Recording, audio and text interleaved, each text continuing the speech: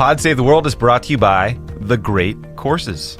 Guys, for many of us, there were a lot of subjects we wish we paid attention to. You know what's a great course?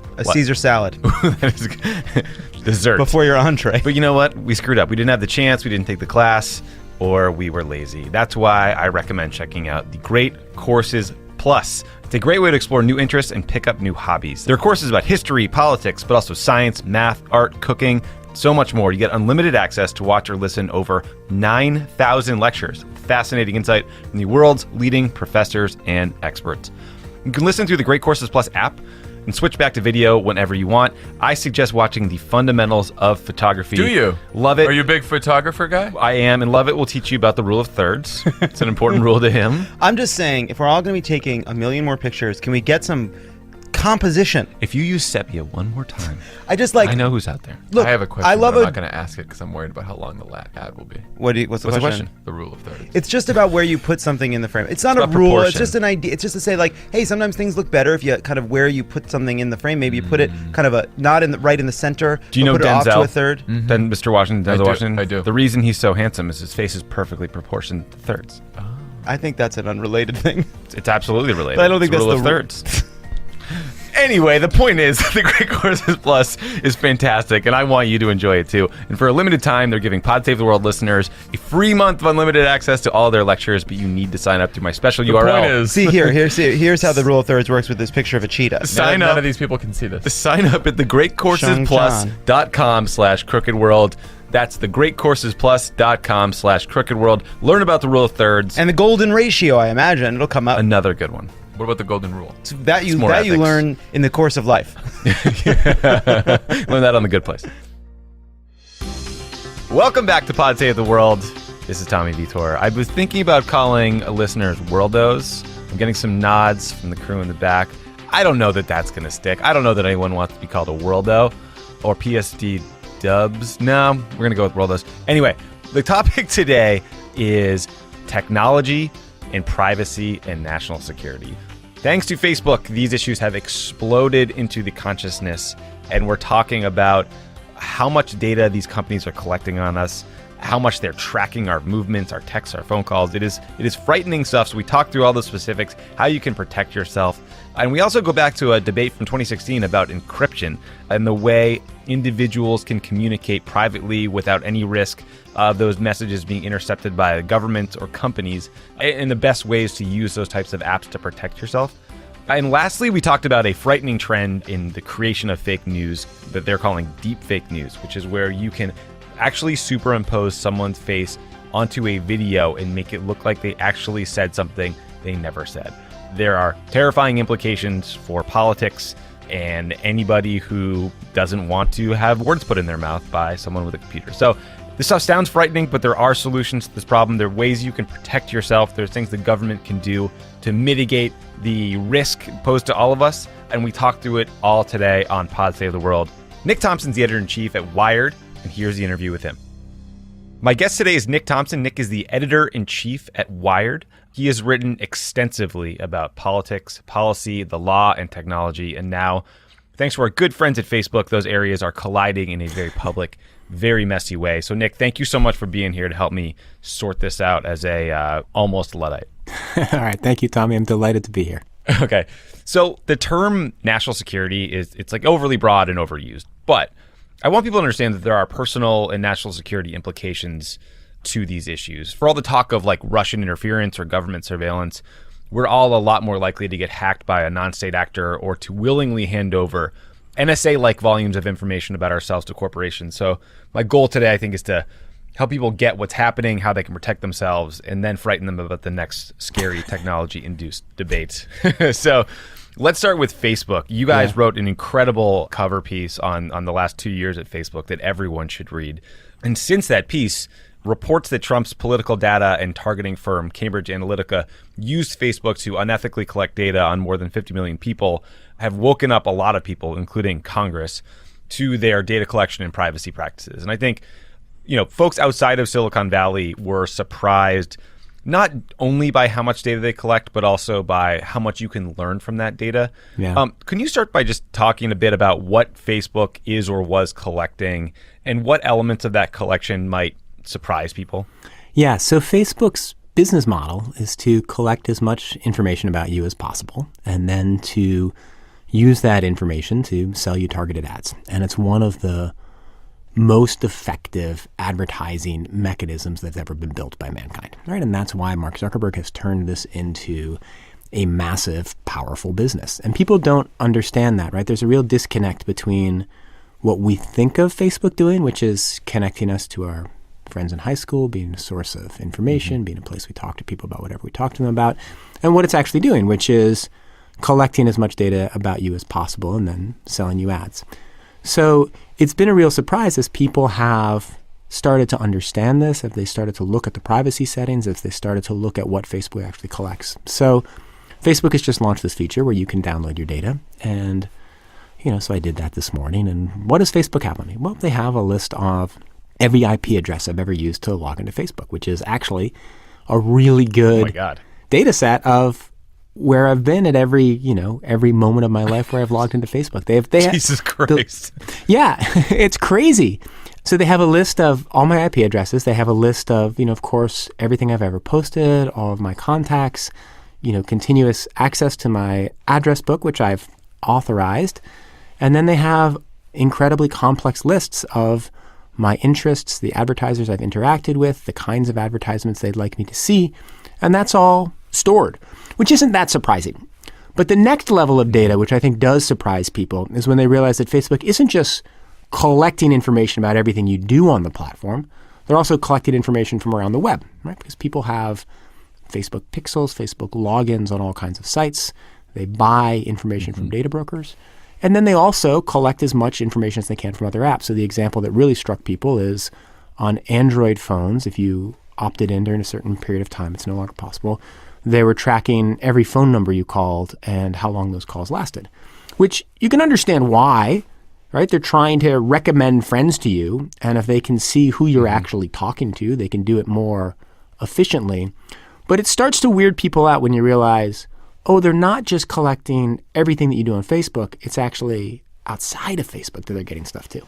Yeah, that is weird. Well, your reporters at Wired wrote a great piece about how to read your Facebook data. Yeah. And was deeply offended that she was lumped into categories like goth subculture, middle class, and fan of Harper's. I thought that's a really funny piece. I don't know if she was too embarrassed that she was listed as goth. I think that was kind of a point of pride in the office. It was kind of hilarious and awesome. Yeah. But it's interesting, right? I mean, like your piece about Facebook's 2 years in the barrel. Yeah. They know damn well how impressive and sophisticated an advertising company they've built, which I think is why people like me and others were sort of stunned and pissed off at when Mark Zuckerberg initially after the election said it was absurd to assume that somehow Facebook could influence votes. I mean, it's one of the tensions that has continued to come up in the last 2 years where they say, well, no, we couldn't have swung the election, or no, it was just a small factor.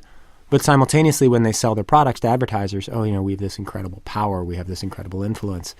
And it's clearly both, right? It's clearly that they did have a lot of influence. They were hugely beneficial to Trump. Trump probably used the platform better.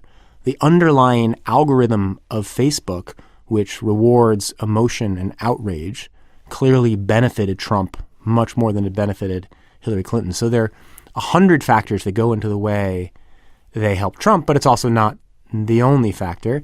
And then later, of course, yes, it's not. They've been dealing with the aftermath of Trump's victory for the last 2 years, which is really what my story was. And so they've been trying to walk the line between we're not totally responsible for this, or we're only partly responsible for this, but also we're going to make a lot of changes because of what's happened. Right. So I think if you and I right now were at a bar and we were having an off-the-record drink with someone at Facebook, their response would basically be, look, we dealt with the Cambridge Analytica problem 4 years ago by limiting the way data can be collected by these third-party apps, which is how Cambridge Analytica got the data. They were supposed to delete that data. They lied to Facebook and retained it, but Facebook, the company, had already made the fix. Yeah. And I think on the broader privacy issue, the Facebook staffer would say to us, you guys all agreed to these terms and conditions, and you love the ease and functionality those conditions enable. We don't do anything differently than any other free site. You might hate us because our product is lame, and we got wrapped up in a fight about 2016. But like Google has just as much, if not more, data about you. It's that you just don't feel self-loathing when you Google something. Is that right and fair, do you think? Yeah, I think that is the argument they would make, and it's not a fallacious argument, right? I mean, what's so interesting about this is that what Cambridge Analytica did wasn't really entirely Facebook's fault, because Cambridge Analytica basically stole the data or got the data in an inappropriate way, right? It's kind of like Facebook left the door unlocked and Cambridge Analytica came in and robbed them. So you can kind of blame Facebook a little bit for what happened, but really you should blame Cambridge Analytica more. So Facebook feels like they're getting hit too hard for this, right? That the punishment doesn't fit the crime. They realized that it was a mistake to have the open privacy policies in 2013, 2014 that they've now closed up. They realized they should have been more vigilant when they first learned about what Cambridge Analytica had done, for Ted Cruz. They realized those things, but they also feel like the backlash is too much. But on the other hand, people didn't give a damn about privacy for 10 years when there were all kinds of privacy problems. And I think kind of the frustration with the way privacy works on the internet today has just exploded. It's like it's been bottled up for 10 years, and now this just happened to be the moment that uncorked it. So I think that's what's happening. So in a way, Facebook is right. Punishment doesn't fit the crime. Right. The reason I wanted to talk about this stuff on my foreign policy show is because I feel like this is the follow-on conversation that we probably should have had immediately after the Snowden revelations, but just didn't. Because we just didn't get there. Because for all the talk and outrage about Snowden and surveillance, we know that these companies can use your online activity to figure out your sexuality, your political views. They know who you texted. They know when you texted them. They know your location data down to the foot. Forget about tapping phones. There's literally a fucking microphone in your pocket at all times. Right. Is it too late to fix this? Have we given up the store already? Or are there things people can do to erase their online footprint or reduce the data we give up in the future without deleting Facebook and logging off forever? Yeah, so there are lots of things you can and should do, right? You can be vigilant about your privacy settings. You can go in, you can delete your information from Facebook. You can go and check and see all the websites that have gotten your email address, right? You can be vigilant and reduce the amount of information that's spread about you. And that's useful and that's smart, and you should do that.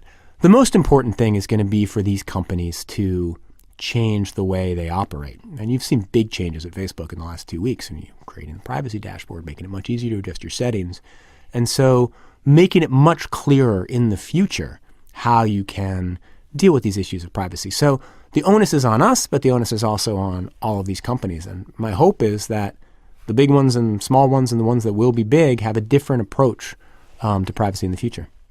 It seems to me like there are probably a lot of staffers that are not in senior management at Facebook, but rank and file, that probably are pretty damn upset about not just 2016, but sort of the way the company is now viewed.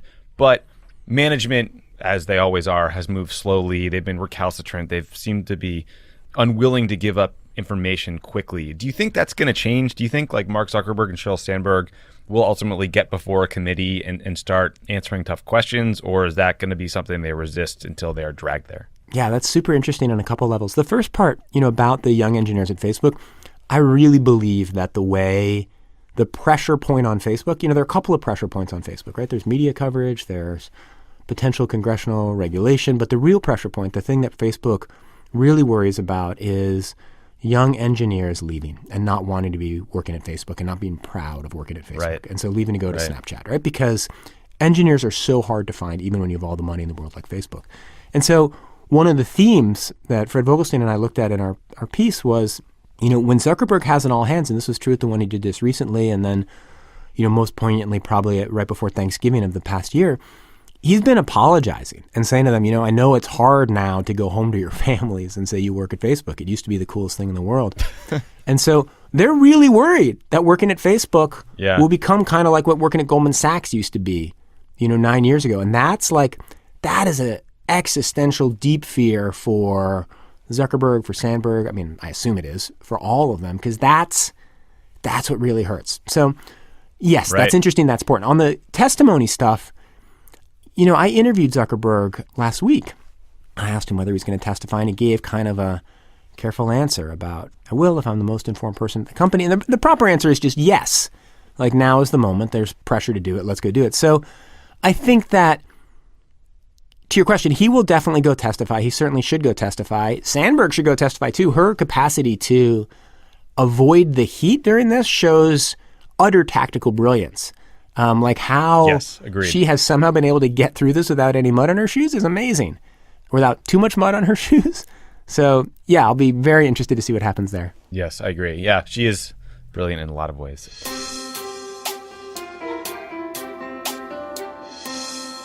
Pod Save the World is brought to you by Harry's. What do you love most about shaving with Harry's? Be specific, e.g., closeness of the shave. Yes, you know what? Shaving hurts my face. I don't have to do it very often because I am essentially hairless, like the hairless cat. But when I do, I'm also very sensitive. Uncomfortable. And it bothers me. And so when Harry sends me a new blade that's fresh, it makes the whole thing just go a little faster, a You, little Tommy, easier. have no idea what you're talking about. You are a waspy guy, and for those of us who are Ashkenazi, shaving is something that you don't do once in a while on a lark. It's, I'm down to twice a week, but only because I'm a podcaster. Yeah, me, same. It doesn't really matter if I have that. But I need a sharp blade, all right? I'm not, And that's where Harry's delivers. That's where Harry's delivers. They were Bringing it fed back. Bringing it up back to with the overpaying for expensive razors with worse? unnecessary features. Jeff and Andy? They knew that Ashkenazis of all stripes deserved a great shave with great blades made with sharp, durable steel that lasts. I don't know if Tommy can say that, but we're leaving it in. Yeah, we're leaving it in. That's why they bought a factory with some of the highest quality blades in the world. Bought a factory. For over 95 years. By selling directly to you on the internet, they can offer their best blades at a price that's much lower than the leading brand, just Do you $2 think a blade. that, There is no common problem on this podcast that cannot be solved by purchasing a factory. do you think that it's been a hard time at home for Jeff and Andy Muller? I guess they're probably having to buck up their brother on pretty regularly. If you want a watch, you buy a factory. If Yes. you want a blade, you buy a factory. And if you don't believe me, they can prove it. They stand We're behind sitting the in a quality of their content blades. factory, They created a trial offer. You can claim yours by going to harrys.com/crookedworld. That's harrys.com/crookedworld. Go get it. If you don't love your shave, let Harry's know within 30 days and they'll give you a full refund. Get $13 value trial set that comes with everything you need for a close, comfortable shave, a weighted ergonomic handle, a 5-blade razor with a lubricating strip and a trimmer blade, rich lathering shave gel, and a travel blade cover. Again, that's harrys.com/crookedworld for your free trial. What the hell do you have to lose? harrys.com/crookedworld. Pod Save the World is brought to you by ZipRecruiter. Hiring? Yes. Did you just lose your communications director, who the media is fawning over on the way in, fawning over on the way out, because a beet sweetener is a lifelong... No one knows what a beet sweetener is. No. That's when a journalist writes a kiss-assy profile of someone who's about to be important to secure access for the weeks and months to come. The weird thing about the Trump administration is those guys are all getting beet sweeteners when they leave because they know Trump's still going to call them and bitch about everybody else who's still in the White House. How about a resume sweetener? Where do you get that? That is why you need ZipRecruiter. ZipRecruiter knew there was a smarter way, so they built a platform that finds the right job candidates for you. Because look, most companies can't just turn on Fox News and pick people out. That's not how it works. that would be Actually, so much that's not how it easier. used to work anywhere, ever, for anything. Yeah, and that's why you need ZipRecruiter to learn what you're looking for. They identify people with the right experience, like hosting 6 a.m. on Sunday morning, and invites them to apply for your job.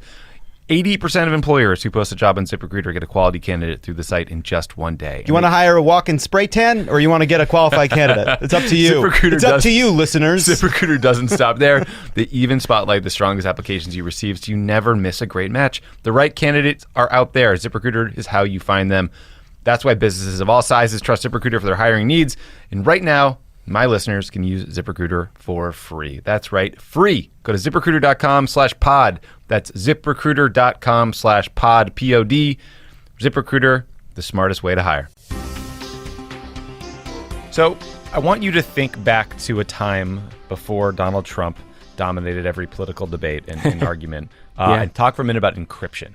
After the mass shooting in San Bernardino, the FBI tried to compel Apple to help it access the shooter's encrypted phone. James Comey, remember? Yes, James Comey. He was I remember the that guy. guy. I believe he circled back. yeah, circle back. And like they wanted a way to access encrypted data when necessary via some sort of backdoor. Yeah. Apple didn't just say no. They took the case public and they said hell no. And this was to Obama. Can you explain the basics here? Like, what is encryption? How does that protect our data? Right. So what Apple decided at that point was that they would make it virtually impossible for law enforcement to extract information off of that phone or off of any phone, right? Like Apple wouldn't be able to get it. There's something called, end-to-end encryption where you can see a message that I send to Tommy, or Tommy, you can see a message on your phone that I send to you, and I can see it on my phone, but nobody in the middle can see it, right? And that's a really strong form of encryption because it means that in order to get that message, law enforcement has to get my phone or your phone. They can't talk to Apple, which owns the phones. They can't talk to Verizon or AT&T or Sprint, who transfers the message. They can't talk to any of the various different middlemen, where the message passes. And that's been a big change in the tech industry, and that that becoming the default, ties back to this big encryption debate. But the general principle of encryption is that the data is hashed or stored in a way that makes it very hard, if not impossible, to access. And that drives law enforcement crazy, right? And for reasons you can imagine, like it'd be very helpful. And so what's so interesting about that San Bernardino case, it was like the FBI, maybe they didn't actually need what was on the shooter's phone, but they wanted to have a test case, right? They wanted to have a case where the public would be totally on board with them. And so they thought this was the one to go for. And Apple, very interestingly, I remember can put myself back into those debates. And I remember thinking it was crazy for Apple to fight this one. But they did, and they kind of won in the court of public opinion. And so Apple pressed back, kind of won that debate. And then Apple since then has used extremely strong encryption and made it very hard for law enforcement. And so the advantage of that is that people can't take your information off your iPhone. The disadvantage is that the FBI can't take the information off potential bad guys' iPhones. So that's the complex trade-off. Yeah. I mean, I remember being struck by that debate too, because it wasn't Apple going up against Donald Trump. It was Apple going against Barack Obama, someone who was pretty popular at the time. You would imagine he would have a pretty strong case given what had just happened in San Bernardino. I mean, I personally was in many, many meetings in the Situation Room where we were talking about intelligence and wanted more access to some Al-Qaeda group or individual, but couldn't get it because they were using encrypted communications. Like, I've seen it firsthand. I do think the ticking time bomb 24-driven scenarios that people like to draw to make these arguments are a little bit ridiculous. But ultimately, it felt like Apple not only said no way to the government, but they gave a whole bunch of other companies cover to tell the government to pound sand when it comes to encryption, right? You had WhatsApp, which is owned by Facebook now, Telegram, Signal. They all said they would have what you just mentioned, end-to-end encryption, which means nobody, not the government, not the company itself, can read your messages, even if they're intercepted by the NSA. Do you feel like that trajectory is just set and that's how communications platforms are going to operate going forward? Or there's some rumblings that the FBI is revisiting this and DOJ might revisit this case? Yeah. So, well, first of all, remember that even as some of the world goes towards end-to-end encryption, it's also the case that if you own an Android phone, Facebook has taken all your information and just stuck it in a file. So data does leak out. The other thing that I remember that goes back to your point was that Obama gave a talk at South by Southwest after this encryption fight. And he said there should be a solution, right? He said there should be a way that the government can have access, if they have a legal warrant, if they have an actual right, Apple should be able to do this. And the tech community booed, and he got attacked for that. And I don't know. I feel like this is a problem that should have a solution, because what you want to do is you want to be able to give people security over their information and not have it be stolen by hackers or misused by the government. But you also, in certain situations, want the government to be able to, exercise just law enforcement's rights. So I feel like what you said was exactly right, in that Apple's strong stand, Apple's success, the way that Silicon Valley stood up behind Apple, the way all developers stood up behind Apple, kind of structured this debate in a way that made it impossible to figure out a solution, right? There's this absolute position that if you come up with any backdoor, if you come up with any way that you work with the government, you will put all our data at risk. And maybe that absolute position is correct, but maybe it's not. But I feel like we didn't have that conversation enough afterwards. And it does seem like we are starting to maybe have it again. Do you think we didn't have that conversation because the 99.999% of people are not equipped to even understand the context to have a smart conversation about this? Or I guess maybe just all of our political fights are dumb. Do you have an opinion? I kind of think it's because the 1% of the people who really understand this issue and are the experts on it are 99% aligned in favor of strong encryption, right? So that Right. sort of it's like the politics of the Uber experts are monochromatic on this.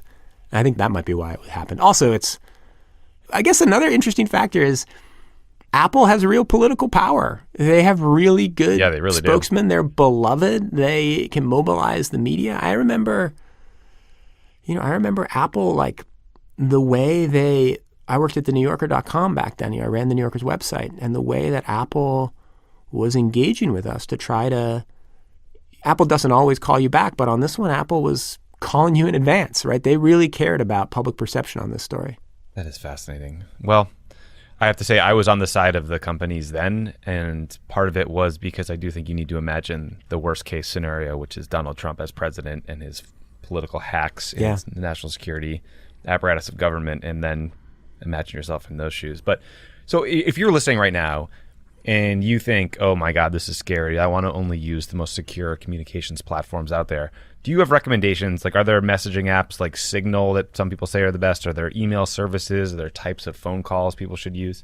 Yeah, I use Signal. When I'm reporting and I need to have total confidence that the person I'm talking to, their information won't be exposed, I use Signal, and then I just delete the message afterward. It's the one I trust the most. When I was working on my Facebook story and I wanted to make sure that Facebook didn't know who I was talking to in the company, I did it all through Signal, and I deleted Facebook, WhatsApp, Messenger, Instagram from my phone just to make sure that they couldn't track me. One thing that a Facebook source had told me is that it's possible using location services to know, if I have location services turned on to any Facebook-owned app, they'll know where my phone is at a certain point, and then if the employee has location services turned on, you could conceivably match that. Now, Facebook says that's baloney. They would never do that.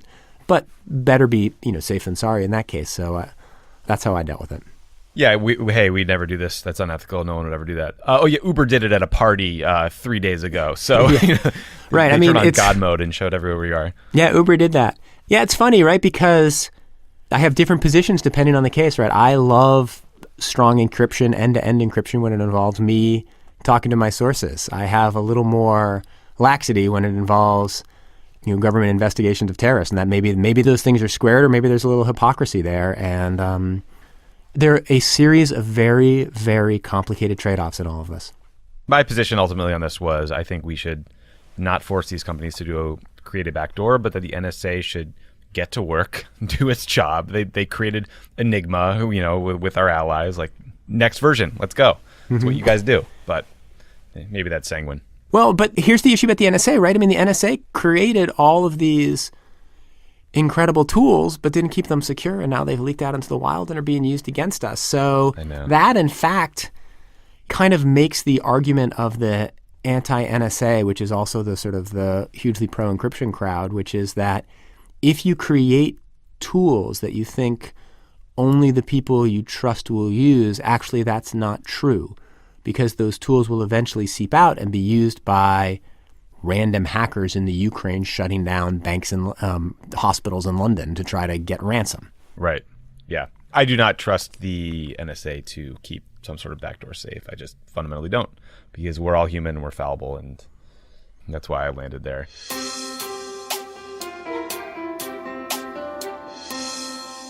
Pod Save the World is brought to you by Audible. Guys, audiobooks are great for helping you be a better you. Love audiobooks. Whether you want to feel healthier, you want to get motivated, or you want to learn something new. Audible content includes an unmatched selection of audiobooks.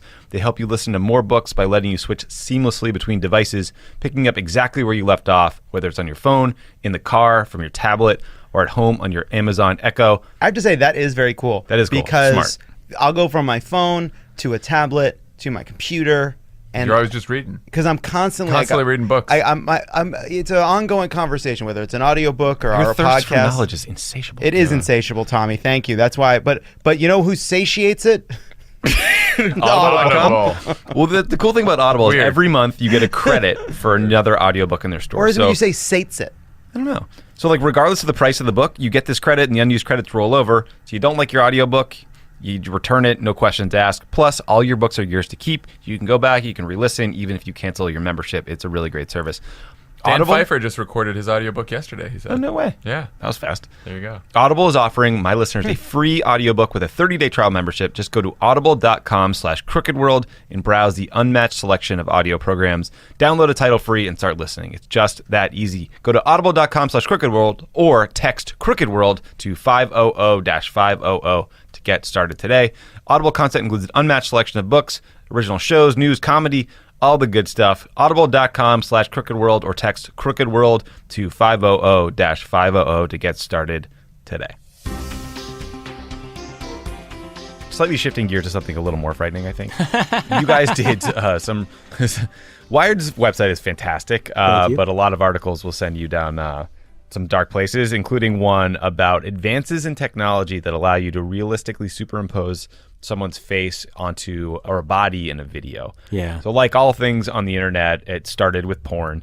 Some creeps figured out a way to put celebrity faces on existing pornography that is weird and disturbing, but it creates an entirely new and frightening genre of fake news. Yep. How does this work, and how big a deal do you think it is, and what sort of time frame do we need to start worrying about the proliferation of this stuff? Yeah, so it's a small deal right now, right? You can create porn, which realistically uses the face of somebody else. You can create a replica of Donald Trump that kind of pretty much sounds like Donald Trump, but people aren't really doing it yet. But I don't think we're that far away from somebody being able to recreate me saying whatever they want me to be saying in a way that sounds exactly like me, and then using it in a way that's manipulative, or even worse, using it in virtual reality where we really don't have the filters, right? When we go into virtual reality, we forget that we're in a simulated world. When we're on a computer, we at least have some notion that we're in a potentially simulated world. When we're in virtual reality, we don't. So the possibility of, political manipulation of the sort that we saw in 2016 times 100 is real. And you can imagine a political campaign in, let's say 2024, 2028, where they're virtual reality actors made by people who want to manipulate us, whether they're teenagers in Macedonia or whether they're intelligence operatives in Russia or whether they're highly skilled political campaigners for either side. You can see a real problem. And you think about the fake news problem we had where we couldn't distinguish between New York Times stories and stories, by kids in Macedonia about the Pope and Donald Trump. Think about what it's going to be like when it's 1,000 times worse. So, one of the things I think about with Facebook is like they're finally getting a handle on fake news, right? They're finally figuring out the signals that indicate that a story is fake as opposed to true. Finally getting the algorithms to work through that. And now we're going to move on to new problems. That, in fact, is more scary than what we just talked about. I wasn't sure how we were going to get more scary than terrorism and encryption and government hacking in and government, losing all its tools to Ukrainian hackers. But you did it. It's not my fault. You guys do great reporting. But you guys wrote a piece how you thought how blockchain might be the solution to this problem. So yeah. I've been asked a question that most people are asking, what the fuck is blockchain? And how could that help here? Well, so blockchain is basically a way of verifying transactions. And it's a way of, a ledger of transactions that only moves forward, right? So you can't go back and erase and modify. You are able to add new transactions onto it. And every transaction that happens on that ledger is more or less stored on the computers of everybody who's participating in that network. So what that does is it allows the possibility of real verification, right? So it makes it harder or at least quite different to manipulate things. And so you can imagine a new creation using blockchain that makes sure to verify and to confirm that sources of information are trusted. Whether that can really work, I don't know. We're not particularly close to that at all. Mm-hmm. But it gets to the point that technology at every stage creates the ability to manipulate us further, and it also creates the ability for us to prevent that manipulation, track that manipulation, and monitor that manipulation. So, it's, a knife. You can use it to stab somebody. You can use it to cut butter, and it's just becoming an ever more powerful knife as we go forward. So that's what makes it ever more important for us to think about, debate, study, watch, look, and try to push this industry so it builds good things. It builds in trust. It builds in verification. It builds in accuracy, as opposed to letting it get hijacked by all the bad actors who hijacked it, right? I mean, that, again, not to circle back too much to 2016, but that is the story of 2016, right? This platform of Facebook, which can be a tool for amazing good, and still is, right? Me Too movement is, large part it's a hashtag, right? It's partly based on Facebook, right? There's all kinds of good that happens with Facebook, all kinds of wonderful connections. But this tool was manipulated and used to push false information in a way that changed the way our democracy works, right, which helped contribute to Donald Trump being elected. So every new tool that's getting created, we have to think, and we have to think about the ways it can be misused, and we have to think about the ways it can be used well. That's so true, right? I mean, a theme in everything we've talked about today is, in my opinion, kind of a naive Silicon Valley belief that technology can fix everything, that it will always be a force for good, that everyone is changing the world. And obviously some of this is like corporate Kool-Aid drinking to inspire a young workforce, but there is a strain of it that's a bit dangerous. I mean, how do these guys miss the reality that humans have been doing evil stuff to each other for thousands of years and are more likely to use some of the tools they created for ill than they are for a utopian world where everyone communicates and there's universal basic income and yada, yada, yada? Yeah, that is the fundamental mistake that Silicon Valley made over the last, 10, 20 years, right? So think about the Cambridge Analytica thing. So why did Facebook let app developers pull information about users and their friends? Like, that's crazy. Like, obviously someone is going to misuse that. Obviously someone's going to take all that data and sell it. Obviously someone's going to take all that data, sell it, and use it against us. Well, the reason they did that is because they thought, well, if we allow them to do that, they'll build better apps. They'll be able to do better research. It'll be helpful. If people have access to your social graph, they can figure out, all kinds of academic or medical research or valuable things. They just didn't think through the negative stuff that would be done by a James Bond villain like Alexander Nix. So it was a big mistake. And that was, one of the main realizations of Mark Zuckerberg is how the technology he created, which he thought would bring the world together, could actually drive the world apart. And I think that what you're going to see is that after this reckoning for Silicon Valley and for the tech companies, in the future, everybody who builds a product is going to start thinking about the sort of the worst case scenarios. If you build a drone, right, you're not going to be thinking about, let's see how it'll just be used to like monitor crops and deliver burritos. You got to think about how it's going to be weaponized. Yeah, literally. And I think that the people who build these incredible technologies, I think their worldviews are going to change.